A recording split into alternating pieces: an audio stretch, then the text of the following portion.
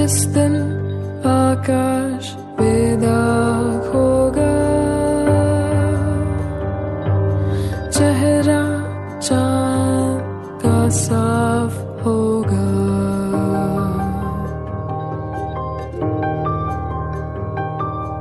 जिस दिन आकाश बेदाग होगा, चेहरा चांद का साफ होगा, जिस दिन समय ने आंखें खोली, इंसाफ इंसाफ इंसाफ होगा। कहता क्या आँख में उम्मीद नहीं है, आंसू का मोल तो है, खरीद नहीं है। तराजू उठेगा तो इंसाफ होगा, होगा होगा इंसाफ होगा, इंसाफ इंसाफ इंसाफ होगा।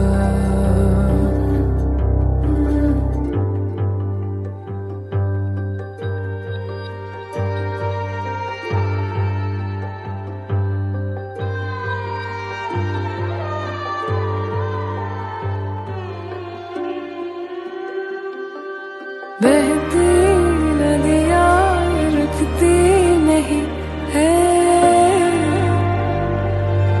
डूबो डूबो तरो तरो डूबो तो भी मुक्ति नहीं है। गर्दन पर है कर्ज लहू का, गर्दन देकर ही माफ होगा, इंसाफ इंसाफ इंसाफ होगा, जिस दिन आकाश बेदाग होगा, चेहरा चांद का साफ होगा, जिस दिन समय ने आंखें खोली, इंसाफ इंसाफ इंसाफ होगा।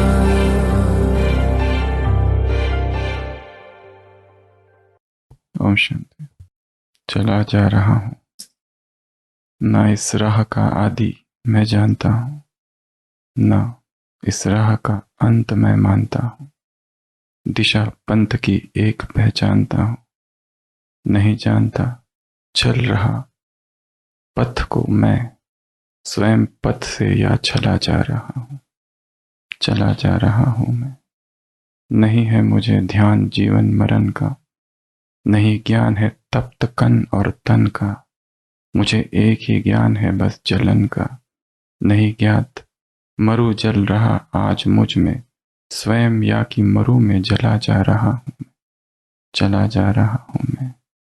नहीं ज्ञात तट का पर कि मझधार हूँ मैं, निराधार हूँ कि साधार हूँ मैं, यही लग रहा बस निराकार हूँ मैं, नहीं जानता ढल रहा शून्य मुझ में, स्वयं शून्य में या ढला जा रहा हूँ मैं, चला जा रहा हूँ मैं।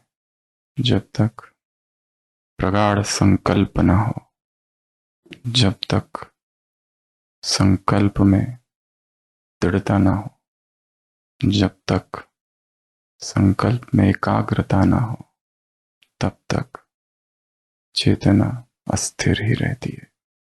सारे परिवर्तन संकल्प से आते हैं, परंतु यदि वो संकल्प कमजोर है, शक्तिहीन है, तो वो संकल्प परिवर्तन नहीं ला सकता। सारी साधना ही संकल्प की साधना है। उस संकल्प को दृढ़ करना, उस संकल्प को प्रबल करना, प्रगाढ़ करना, क्योंकि जीवन बहुत अस्थिर है। जीवन में हलचल ही हलचल है। तुम्हारे अब के दुख कुछ नहीं, दुखों के तो पहाड़ गिरने हैं।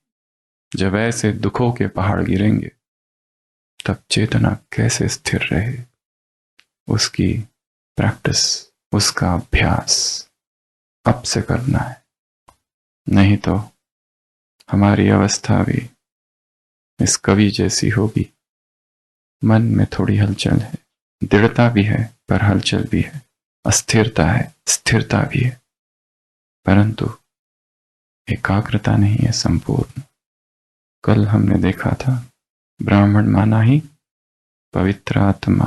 पवित्रता का अगर कोई कार्य होता है तो ये भी बड़ा पाप है।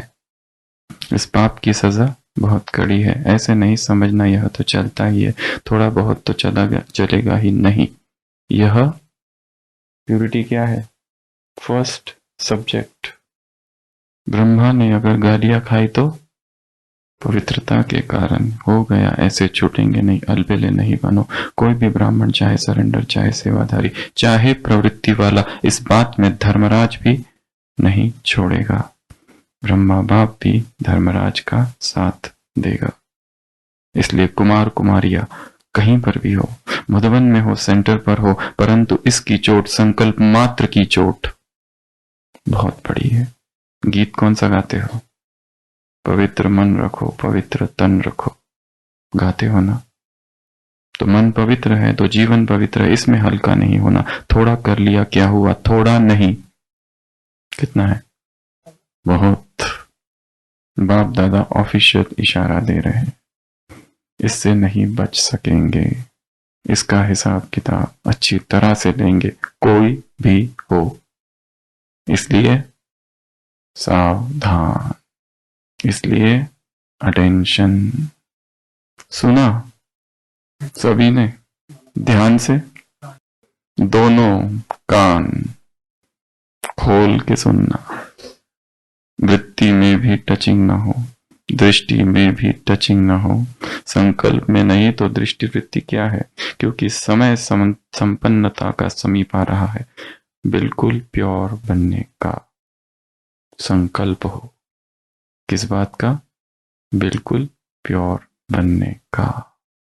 उसमें यह चीज, कौन सी चीज? अपवित्रता। पूरा ही सफेद कागज पर काला दाग है। तो कल की क्लास में हमने ब्रह्मचर्य की 7 बातें देखी थी और एक आज के लिए छोड़ी थी। पहली थी सी, अर्थात कंजर्वेशन ऑफ एनर्जी। एनर्जी का संरक्षण, एनर्जी को व्यर्थ न गवाना, ऊर्जा को प्रिजर्व करना, यह ब्रह्मचर्य की परिभाषा है। दूसरा, ईटिंग। क्या हम खा रहे हैं? जो हम खा रहे हैं, यदि वो उत्तेजना उत्पन्न कर रहा है, जो हम खा रहे हैं यदि उससे चित्त में आंदोलन हो रहा है, तो वो हमारा भोजन नहीं है। तीसरा, लव ऑफ गॉड। ब्रह्मचर्य परिणाम है किसका? प्रभु प्रेम का। पवित्रता परिणाम है, पुरुषार्थ नहीं। अगर पुरुषार्थ है तो जरूर प्रभु प्रेम में कमी है। बाप मीठा है, उसका ज्ञान भी बहुत मीठा है। अगर बाप से प्यार है तो उसके ज्ञान से भी प्यार। आज की साकार मुरली। चौथा, इंद्रिय जीत। इंद्रियों का रस, इंद्रिय बाहर भागती है। कान कुछ सुनना चाहता है, आंखें कुछ देखना चाहती है, जिह्वा रस लेना चाहती है, त्वचा स्पर्श करना चाहती है, रूप रस स्पर्श शब्द गंध चित्त को पागल कर देते। इंद्रिय सुखों में कुछ दोष है, उसकी चर्चा कई बार हम कर चुके हैं, फिर से एक बार रिपीट कर रहे हैं। कौन से दोष है? The octopus grip. सबसे पहले, जितने इंद्रिय सुख है उनसे एक अटैचमेंट हो जाती है। आज कुछ खा लो, आज कुछ भोग लो, वो भोग तुम्हें गुलाम बना देता है। स्लेवरी। बी, उसमें बहुत कम सुख है और बहुत ज्यादा दुख है। ऊपर से हर सुख हर दुख किसका मुखौटा पहन के आता है? सुख का, इसलिए पता नहीं चलता। तीसरा, उसमें क्रेविंग है, अगर वो नहीं मिला तो बेचैनी होती है, वैसी ही बेचैनी जैसे किसी दारू पीने वाला, शराब पीने वाला, जब उसको नहीं मिलता है वो नशीली वस्तु, वो पदार्थ, नशा पैदा करने वाले सारे बेचैन हो जाते, वैसी ही तलब इंद्रिय सुखों में। डी, डिसेप्टिव है, धोखेबाज है। सारे सुख, ऐसा लगता है कि इससे सुख मिलेगा पर मिलता दुख। ऐसा लगता है इससे तृप्ति होगी पर मिलती अतृप्ति। वासनाएं दुष्पूर है, अर्थात कोई भी वासना आज तक कभी भी तृप्त नहीं हुई है। इच्छाएं पागल करती है, लहरों की तरह है समुंदर के, एक आती है फिर दूसरी फिर तीसरी, कभी भी अंत नहीं उनका। ई, बहुत मेहनत करके इंद्रिय सुख प्राप्त होता है, बहुत मेहनत करनी पड़ती है भौतिक सुखों के लिए, भोग के लिए, और कितनी ऊर्जा जाती है उसमें। Waste of time, waste of money, waste of energy. F, fleeting, क्षणिक है, क्षणभंगुर, मरण धर्मा है। अभी अभी मिला, अभी अभी खत्म, उसका सुख क्षणिक, विपरिणाम धर्मा, थोड़े समय के लिए बस, और उस थोड़े समय के सुख के लिए इतना सारा पुरुषार्थ, उस थोड़े समय के सुख के लिए, सेकंड का वो सुख, उसके लिए क्या कुछ व्यक्ति नहीं करता। जी, हर इंद्रिय सुख ज्ञान का दुश्मन है, हर इंद्रिय सुख ज्ञान का दुश्मन। कोई भी सुख जो इंद्रियों से प्राप्त हो रहा है, इंद्रियों से विषय टकराते हैं, संवेदना उत्पन्न होती है, और वो संवेदना आसक्त कर देती है। सुखद संवेदना, तन बदन में जो सुख की अनुभूति होती है, वही वही चाहिए फिर से। इसमें व्यक्ति का संबंध नहीं है, उस सुख की चाह है। इसलिए एक गया तो दूसरा, दूसरा गया तो तीसरे के पीछे भागते। एच, एडिक्टिव है, हैबिट फॉर्मिंग, लत लग जाती है उसकी, लत, वही चाहिए। तो इंद्रिय जीत। अगला बी, ब्रह्मचर्य पालन के लिए सबसे ऊंची धारणा है स्वयं को बिजी कर दो, व्यस्त कर दो। किस में व्यस्त करेंगे? ज्ञान में, योग में, धारणा में, सेवा में। कल की अव्यक्त वाणी, ज्ञान, एक एक शब्द को स्वरूप में लाओ, एक एक महावाक्य को स्वरूप में लाओ। कैसे? आज सारे दिन इस पर चिंतन करना है। How to make spiritual life, spirituality practical. ज्ञान सभी को पता है पर प्रैक्टिकल जीवन में नहीं है। ज्ञान अपनी जगह पर है, प्रैक्टिकल जीवन अपनी जगह है। बीच में बहुत बड़ी खाई है। वो अपने अपने लेवल पर ऑपरेट कर रहा है, ये अपने लेवल पर ऑपरेट कर रहा है, उसका इससे कोई संबंध नहीं है। भाषण का धारणा से कोई संबंध नहीं है। भाषण देने वाले, भाषण अच्छा बोलने वाले, जरूरी नहीं उनमें धारणा होगी, क्योंकि भाषण कला मात्र है। कोई 8 बजे उठ के 9 बजे अमृत वेले पर ऐसा भाषण कर सकता है कि सारी सभा न करने वाला, क्योंकि भाषण का धारणा से क्या संबंध? वो कला है, कोई भी कला जैसे होती है। प्रैक्टिस करते जाओ, करते जाओ, करते जाओ, उसमें निखार आते जाएगा। बिजी कर दो खुद को। ज्ञान को प्रैक्टिकल कैसे बनाया जाए, प्रैक्टिकल स्पिरिचुअलिटी। थियरी और प्रैक्टिकल अलग अलग ना हो तो बिजी। अगला सी, अवॉइड। किसको अवॉइड करना है? कल हमने देखा था, ट्रिगर्स निकालने हैं, वो सारे ट्रिगर्स। जैन धर्म में ब्रह्मचर्य की साधक साधिकाओं के लिए नहीं, जो ब्रह्मचारी है, जो सन्यासिनी और सन्यासी वहां पर है, उनके लिए महावीर स्वामी ने 10 नियम बताए हैं, दोनों के लिए, चाहे वो ब्रह्मचारी हो ब्रह्मचारिणी। यहां ब्रह्मचारी के बारे में लिखा हुआ है। ब्रह्मचारी ऐसी जगह रहे जहां एकांत हो, बस्ती कम हो, जहां पर स्त्रियां न रहती हो। स्त्रियों के लिए भी सेम। ये उस धर्म की बातें हम बता रहे हैं। ब्रह्मचरी को स्त्रियों संबंधी ऐसी सारी बातें छोड़ देनी चाहिए जो चित्त में आनंद पैदा करती हो और विषय वासना को बढ़ाती हो। तीसरा, ब्रह्मचारी ऐसे सभी प्रसंग टाले जिसमें स्त्रियों से परिचय होता है और बार बार बातचीत करने का मौका आता है। चौथा, ब्रह्मचारी स्त्रियों के अंगों को, उनके हाव भावों को और कटाक्षों को न देखे। पांचवा, ब्रह्मचारी को स्त्रियों के ना तो रोना, गाना, हंसना, चित्कार सुने, ना क्रंदन सुने।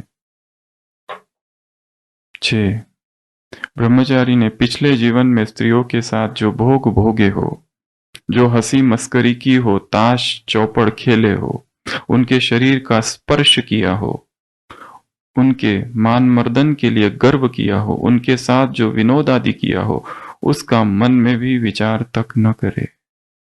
7, ब्रह्मचारी को रसीली चिकनी चीजें, घी, दूध, तेल, मिठाई आदि का सदा के लिए त्याग कर देना चाहिए। ऐसे भोजन से विषय वासना को शीघ्र उत्तेजना मिलती है। जैन धर्म कहता है ब्रह्मचारी को दूध, दही, घी आदि चिकने, खट्टे, मीठे, चुरपुरे आदि रसों वाले स्वादिष्ट पदार्थों का सेवन नहीं करना चाहिए।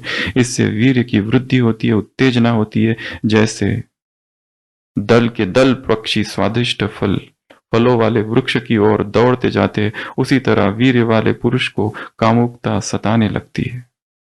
8, ब्रह्मचर्य को वही भोजन करना चाहिए जो धर्म से मिला हो। उसे परिमित भोजन करना चाहिए, समय पर करना चाहिए। संयम के निर्वाह के लिए जितना जरूरी है बस उतना ही करना चाहिए। 9, ब्रह्मचर्य को शरीर के श्रृंगार के लिए ना तो गहने पहनने चाहिए और ना ही शोभा या सजावट के लिए और कोई मान करना चाहिए। 10, ब्रह्मचारी को शब्द, रूप, गंध, रस और स्पर्श, इन 5 तरह के काम गुणों को सदा के लिए छोड़ देना चाहिए। जो शब्द, जो रूप, जो गंध, जो रस और जो स्पर्श मन में काम वासना भड़काने वाला है, उसे बिल्कुल ही त्याग देना चाहिए। तो ये था जैन धर्म। क्यों इतने कड़े नियम बनाए? कुछ तो कारण होगा। बौद्ध धर्म में इससे भी कड़े नियम है भिक्षुओं के लिए। क्यों? पूरी एक किताब है इतनी मोटी, भिक्षुओं के नियम है केवल उसमें। अगर भिक्षुओं से अपराध होते हैं तो क्या क्या किया जाए, किस तरह का दंड है। बुद्ध ने इतना साइंटिफिक एनालिसिस किया एक एक छोटी छोटी बात का कि मेरे मरने के बाद ये जो भिक्षु संघ है इसका क्या होगा। तभी ढेर सारे नियम बना के रखे, परंतु वो बनाने के बावजूद भी पतन हुआ, इतना सब करने के बाद भी। इसलिए दुश्मन को कमजोर नहीं समझना है। अगला 7वां, कंपनी। किन लोगों के बीच हम है उसका ध्यान रखना है। अगर पुरुषार्थ के मार्ग में आगे बढ़ना है तो तुम्हारा साथी केवल वही व्यक्ति होगा जो तीव्र पुरुषार्थी है, जो भोग विलास में डूबे हुए हैं और नाम मान शान में डूबे हुए हैं, कर्मकांडों में डूबे हुए हैं। वो तुम्हारे साथी नहीं हो सकते। अगर उनसे दोस्ती की तो धीरे धीरे क्या होगा? पतन। अगला 8वां था वाय ब्रह्मचर्य।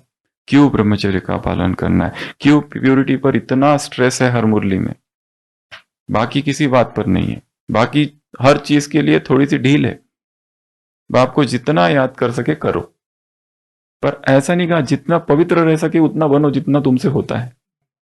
ये बाप का ओपिनियन है, बाप तुम्हें राय देते हैं। पवित्रता में राय नहीं दी कभी, पवित्रता में बाप का ऑर्डिनेंस है। बाकी सभी सब्जेक्ट में थोड़ी सी ढील है। जितना हो सके बाप को याद करो, सेवा जितनी हो सके करो, जितनी तुमसे धारणाएं होती है बाकी, बस बाप को याद करना है तुमको, और कुछ नहीं। परंतु प्यूरिटी के लिए ऐसा नहीं कहा कि जितना तुमसे होता है देखो, अगर होता है तो बन जाओ प्योर, नहीं तो ठीक है। तो ये 8 बातें थी। उन 8 बातों में एक चीज हमने कल छोड़ दी थी और वो थी सबसे पहली, कंजर्विंग एनर्जी। एनर्जी को बचाना, इसमें और 8 बातें। और उससे पहले एक प्रसंग है। भारत का प्रथम सम्राट, द्वापर का अखंड भारत का प्रथम सम्राट चंद्रगुप्त मौर्य, चाणक्य का अपमान हुआ धनानंद के दरबार में। चोटी खोल दी, शिखा को खोल दी, और फिर क्या किया? कहा कि इसके बाद तभी खोलूंगा, तभी बांधूंगा जब तक इस धनानंद को पदाक्रांत ना कर दूं।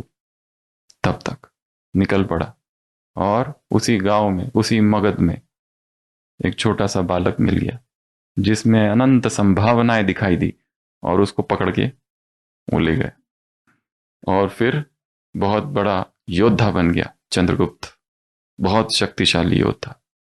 ब्रह्मचारियों का संघ है।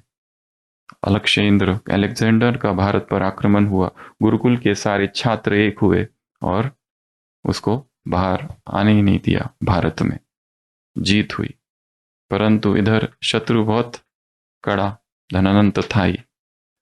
परंतु ये सब में एक चीज हो गई, और वो हो गया चंद्रगुप्त को प्यार हो गया। दुर्धरा।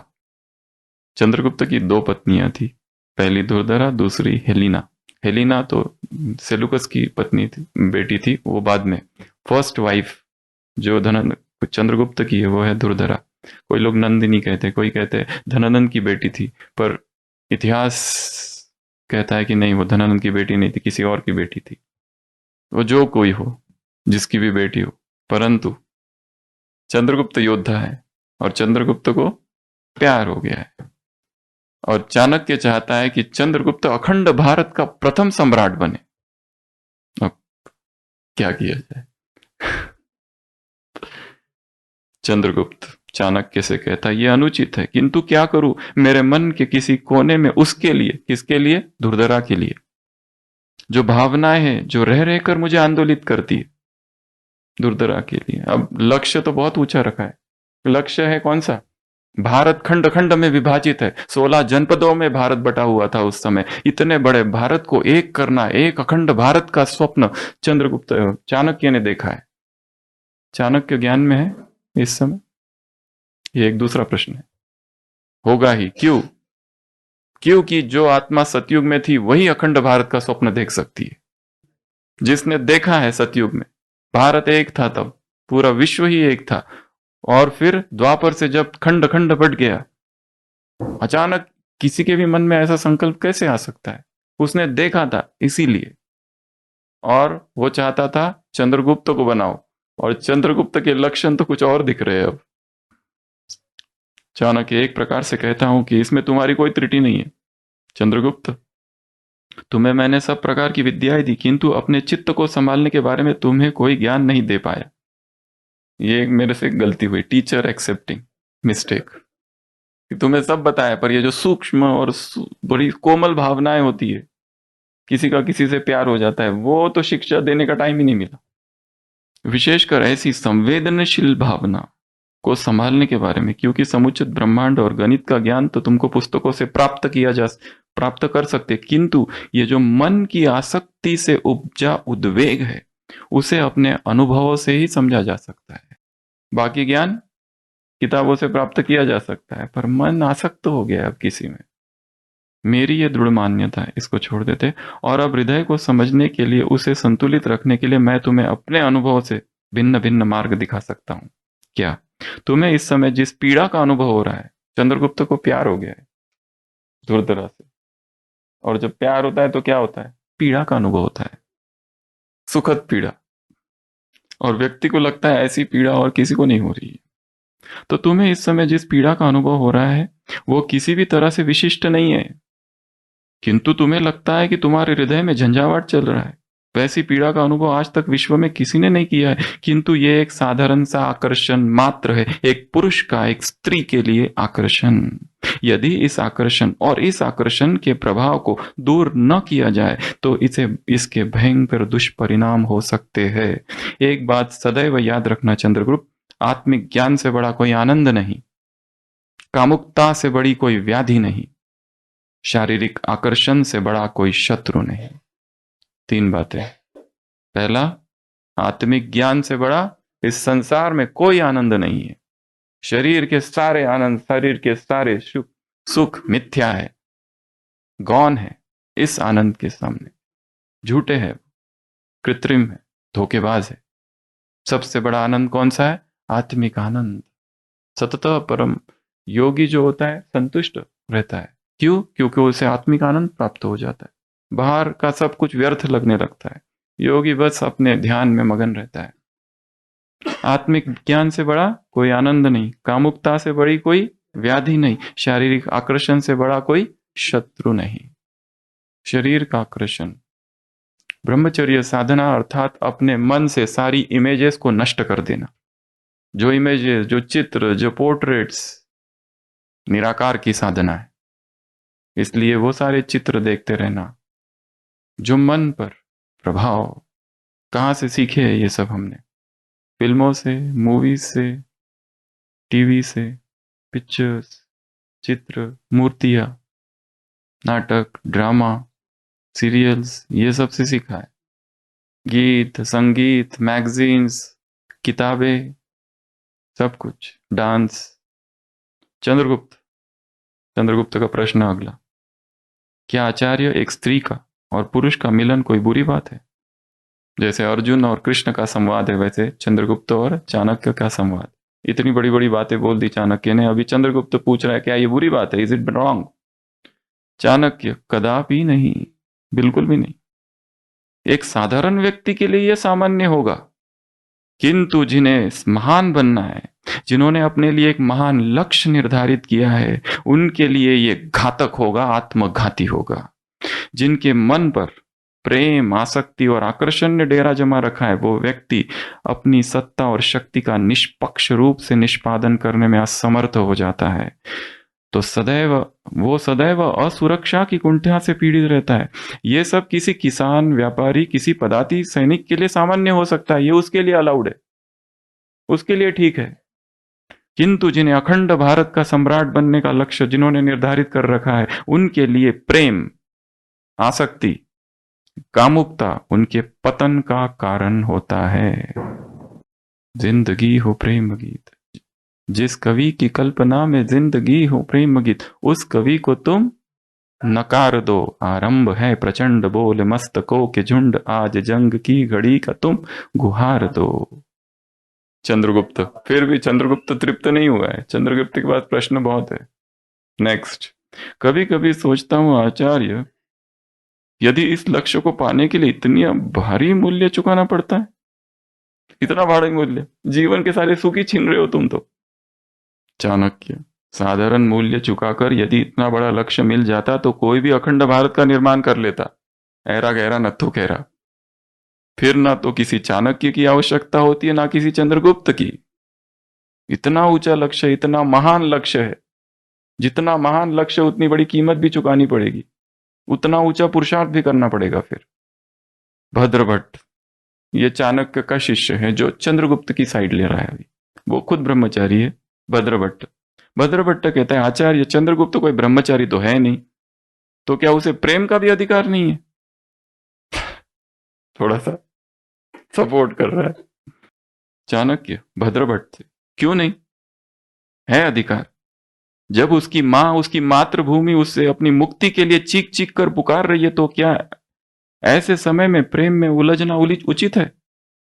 लव अफेयर्स, जब संगम युग चल रहा है और अभी अंत हो रहा है, और जब भगवान आके अभी चला भी गया है, तब और होता क्या है ये प्रेम, जिसे प्रेम प्रेम कह रहे हो ना, I love you, you love me.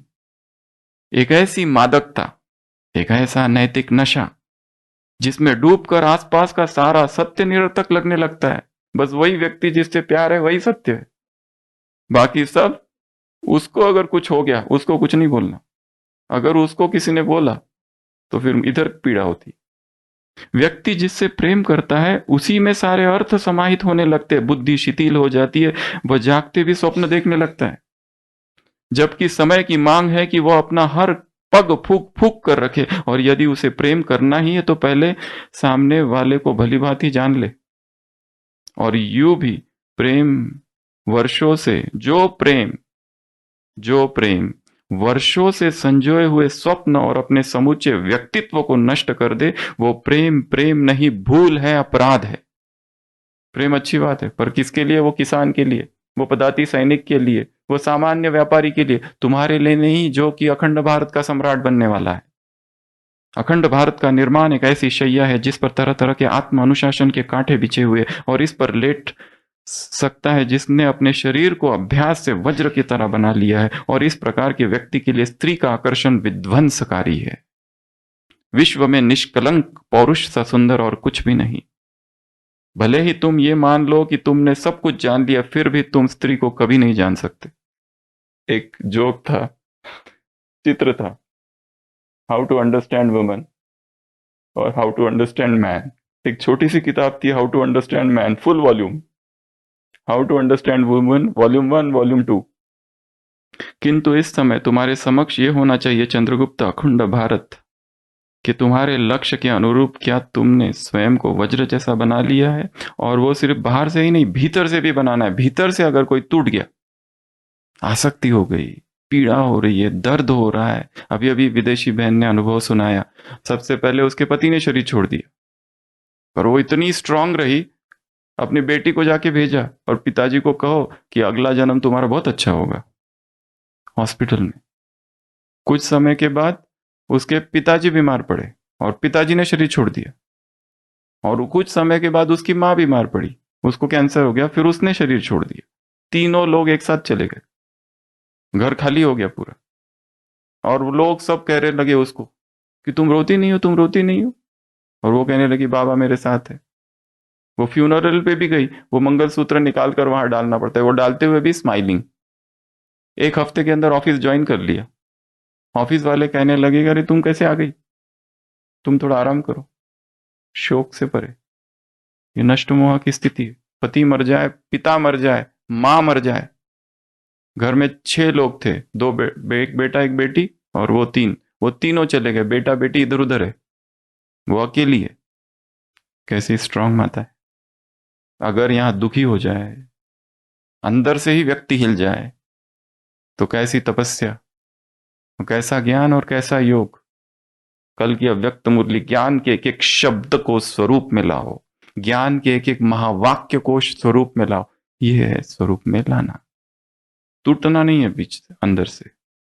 ऐसा हो जाए तो ऐसे व्यक्ति को ही वज्र स्नायु वाला व्यक्ति माना जाएगा। और इतने बड़े लक्ष्य के लिए इस प्रकार की अपेक्षा की गई है। तो चंद्रगुप्त, विगत दिनों के अनुभवों से यदि तुम्हारे मन को उद्वेलित किया है, तो अपने मन को फिर से वश में करो और लक्ष्य पर अपना ध्यान केंद्रित करो। तो ये था चंद्रगुप्त और चाणक्य का वार्तालाप। ये जो तीसरा पॉइंट था, कंजर्वेशन ऑफ एनर्जी, उसमें 8 बातें हैं। सबसे पहला है स्पर्श, देखना। पहला है दर्शन, दूसरा है स्पर्श, ब्रह्मचर्य के लिए, चारी के लिए, दीज आर 8 टाइज, 8 गांठे है। देखना, कामुक दृष्टि से देखना, स्त्री पुरुष को या पुरुष स्त्री को। दूसरा स्पर्श करना, कामुक दृष्टि से स्पर्श करना। डॉक्टर भी स्पर्श करता है, मां भी स्पर्श करती है, परंतु उस स्पर्श में विकार नहीं होता। हेल्प करने के लिए भी हम स्पर्श करते हैं, परंतु कामुक स्पर्श की बात चल रही है। तीसरा प्रशंसा, एक पुरुष स्त्री की प्रशंसा किए जा रहा है या स्त्री पुरुष की प्रशंसा किए जा रही है। हम प्रशंसा उसकी करती है जिसमें हमारी आसक्ति होती है। और एक होता है पब्लिक प्रेस, वो ठीक है, किसी ने अच्छी सेवा की, परंतु उसी की सेवा वही अच्छा है, उसके जैसा और किसी में है ही नहीं, वो ही चाहिए। सबने सुना होगा, दादी जान की हमेशा कहती है, कोई भाई का कोर्स कराया, बाबा के पास पहुंची, बाबा से कहा बाबा वो भाई का कोर्स कराए। बाबा ने कहा ठीक है। दादी ने कहा भाई, बाबा वो भाई बहुत अच्छा है, उसने पूरा कोर्स अच्छे से सुना, ध्यान से सुना। बाबा ने कहा ठीक है। फिर दादी ने कहा बाबा मुझे लगता है उसको तीर लग गया। बाबा ने कहा तीर उसको लगा या तुमको? पहला दर्शन, दूसरा स्पर्श, तीसरा प्रशंसा, चौथा केली। केली संस्कृत शब्द है, खेलना, साथ साथ साथ साथ खेलना। ये केवल स्थूल खेलना ही नहीं, वो व्हाट्सएप पे खेलना भी हो सकता है। एक मैसेज इधर से, दूसरा इधर से, चिट चैट, चालू कितने बजे हो रहा है और एंड कितने बजे हो रहा है, एसएमएस, वो भी खेलना ही है। पांचवा गुह्य भाष्य, प्राइवेट टॉक्स, नॉट अलाउड। गुह्य भाष्य, एकांत में कोई इस कोने में घुसा है, कोई उस कोने में घुसा है अंधेरे में, क्या चल रहा है? अच्छा, फोन पे बातें चालू है, और फोन पे बातें क्या चालू है वो तीसरा समझ ही नहीं पाता है, क्योंकि हम्म हम्म शब्द कम है, कोड वर्ड्स में चलता है। प्राइवेट टॉक्स, गुह्य भाष्य। अगला, संकल्प, संकल्प करना समीप जाने का, नजदीक जाने का। अगला, अध्यावसाय, वास्तव में समीप जाना। आठवां, काम क्रिया। ऐसे 8 गांठें हैं ब्रह्मचर्य की। इनमें से किसी का भी किसी भी समय, at any time, in any circumstances, in any place, ये 3 बातें हैं, अगर उल्लंघन होता है तो वो ब्रह्मचर्य का उल्लंघन है। किसी भी समय, समय किसी भी परिस्थिति में और किसी भी स्थान पर। कौन कौन सी बातें देखना? बाइबल में, if you have seen with unrighteous eye you have already committed adultery in your heart। अगर कामुक दृष्टि गई तो क्रिया तो बहुत बात की बात है, पहले ही काम क्रिया हो चुकी है, क्योंकि क्रिया और कल्पना एक है। दोनों से शरीर में वही आवेग उत्पन्न होंगे, कल्पना में भी और क्रिया में भी।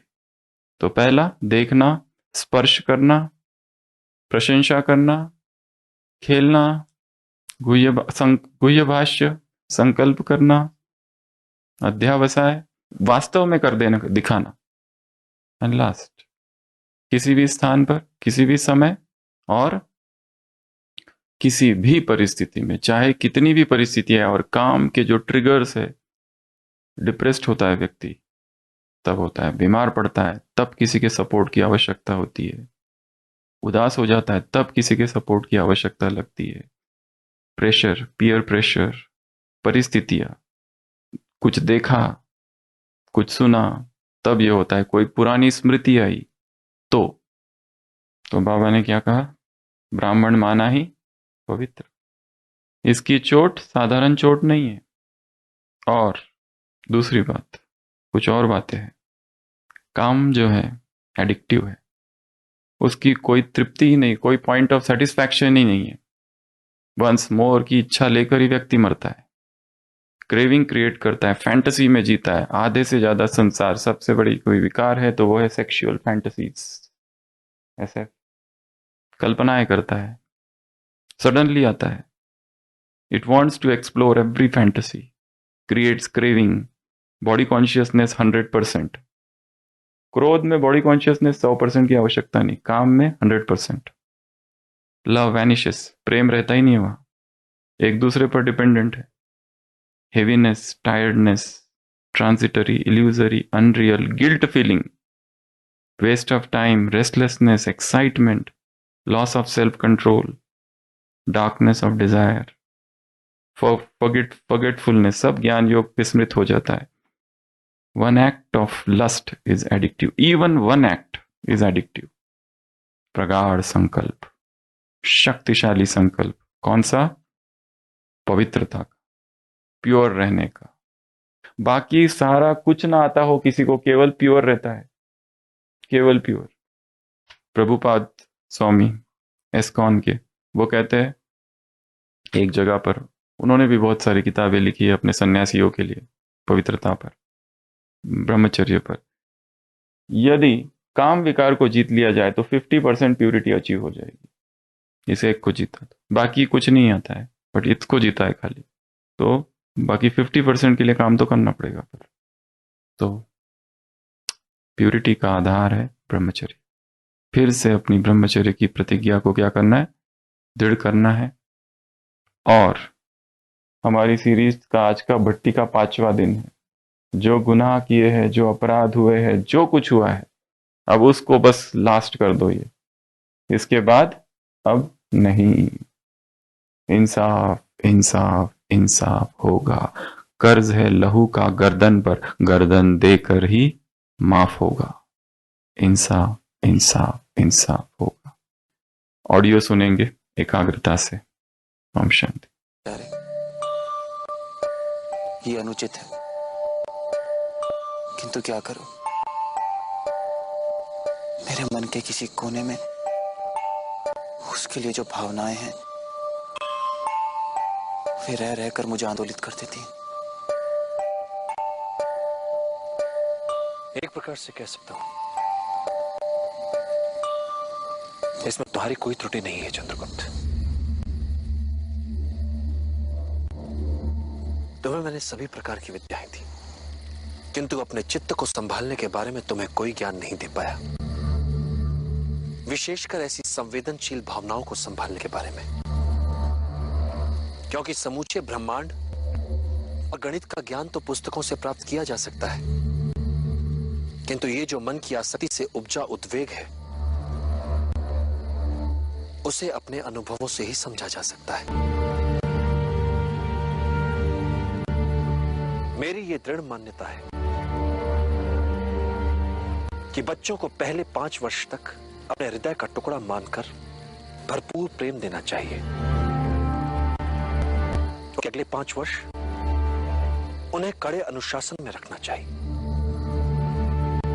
और जब वे 16 वर्ष के हो जाएं, तो उन्हें अपना प्रिय मित्र मान लेना चाहिए। तो मेरी मान्यताओं के अनुसार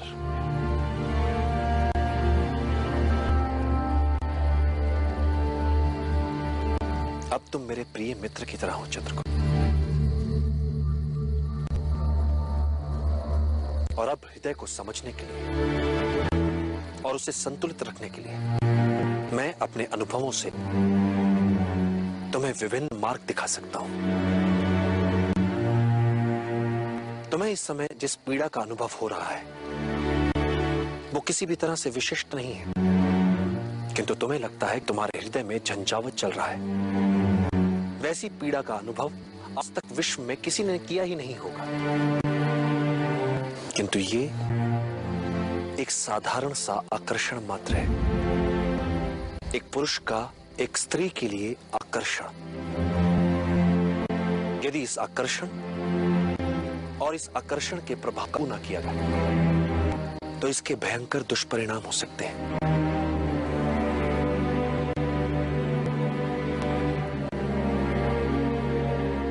एक बात सदैव याद रखना चंद्रगुप्त, आत्मिक ज्ञान से बड़ा कोई आनंद नहीं, कामुकता से बड़ी कोई व्याधि नहीं, और शारीरिक आकर्षण से बड़ा कोई शत्रु नहीं। क्या आचार्य, एक स्त्री और पुरुष का मिलन कोई बुरी बात होती है? कदापि नहीं। एक साधारण व्यक्ति के लिए यह सामान्य होगा, किंतु जिन्हें महान बनना है,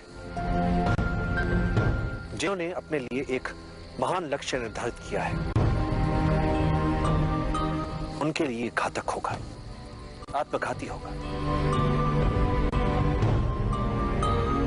जिसके मन पर प्रेम, आसक्ति, आकर्षण ने डेरा जमा रखा हो, वो व्यक्ति अपनी सत्ता और शक्ति का निष्पक्ष रूप से निष्पादन करने में असमर्थ हो जाता है। फिर वो अपने ही पूर्वस्व छाया भर रह जाता है। वो सदैव असुरक्षा की कुंठा से पीड़ित रहता है। ये सब किसी किसान, किसी व्यापारी, किसी पदाति सैनिक के लिए सामान्य हो सकता है, किंतु जिसने अखंड भारत के सम्राट बनने का लक्ष्य निर्धारित किया उसके लिए प्रेम, आसक्ति, कामुकता उसके पतन का कारण होती है।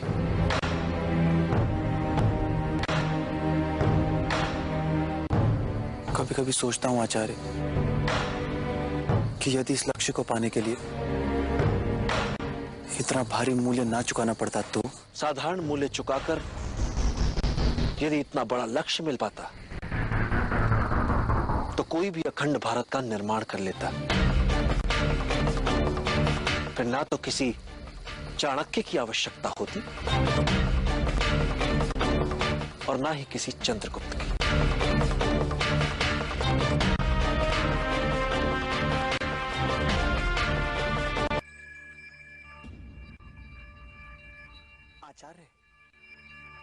चंद्रगुप्त कोई ब्रह्मचारी तो है नहीं, तो क्या उसे प्रेम का भी अधिकार नहीं है?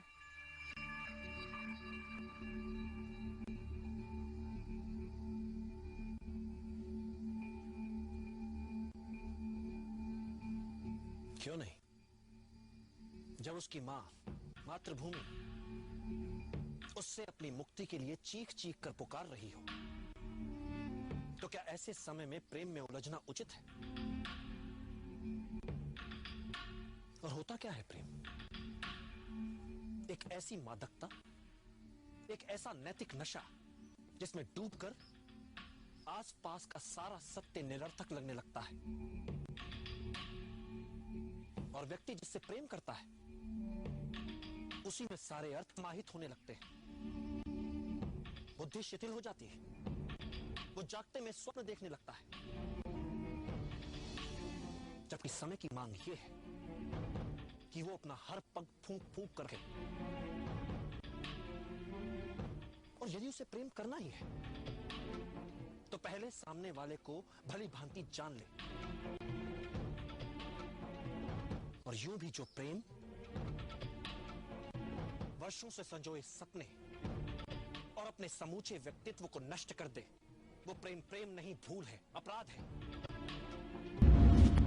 अखंड भारत का निर्माण एक ऐसी शैया है जिस पर तरह तरह के आत्मानुशासन के कांटे बिछे हैं, और इस पर वही लेट सकता है जिसने अपने शरीर को अभ्यास करके वज्र सा बना लिया हो। और इस प्रकार के व्यक्ति के लिए स्त्री का आकर्षण विध्वंसकारी होता है। विश्व में निष्कलंक पौरुष सा सुंदर कुछ नहीं। स्त्री से स्वच्छंद कोई जीव नहीं। स्त्री में पुरुष से 2 गुना भूख, 4 गुना लज्जा और 8 गुना कामुकता होती है।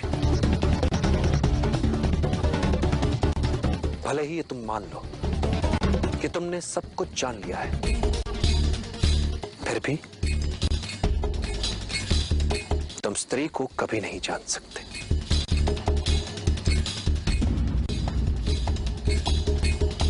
किंतु इस समय तुम्हारे समक्ष पर यह होना चाहिए चंद्रगुप्त, अखंड भारत के अमर के लक्ष्य के अनुरूप क्या तुमने स्वयं को वज्र सा बना लिया है?